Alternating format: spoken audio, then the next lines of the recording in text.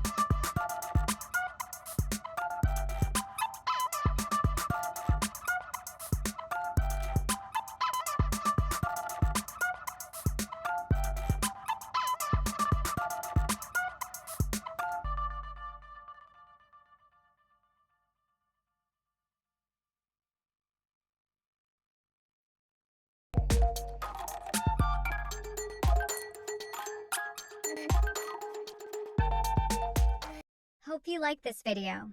Please subscribe to my channel and let me know what to draw next. Thank you. Bye for now.